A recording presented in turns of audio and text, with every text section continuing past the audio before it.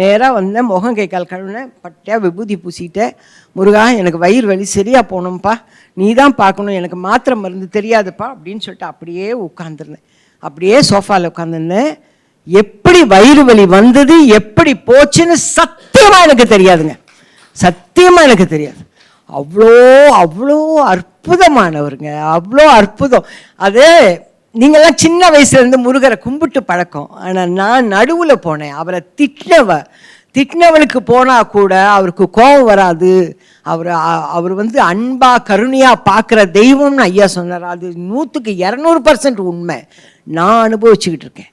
அதே மாதிரி ஆன்மீகத்தை பற்றி 1000 பேர் 1000 சொல்லலாம். எனக்கு தெரிஞ்ச ஒன்றே ஒன்று என்ன தெரியுங்களா? உண்மையாக இருக்கணும், உண்மையாக இருக்கணும், நேர்மையாக இருக்கணும். கஷ்டம்தான் இந்த காலத்தில், நேர்மையாகவும் உண்மையாகவும் இருக்கிறது ரொம்ப கஷ்டம். நமக்கு முதுகில் ஓங்கி ஓங்கி குத்துவாங்க, அதுவும் நம்ம பக்கத்தில் இருக்கிறவங்களே குத்துவாங்க. ஆனால் அதையும் தாங்கிட்டு முருகா நான் உண்மையாக தான் இருப்பேன், என்ன நடந்தாலும் நீ பார்த்துக்கியான்னு சொல்லுங்க, கண்டிப்பாக அவர் காப்பாற்றுவார். உண்மையாக இருங்க. நான் வந்து மனசில் என்ன படுதோ அதை தான் பேசுவேன்.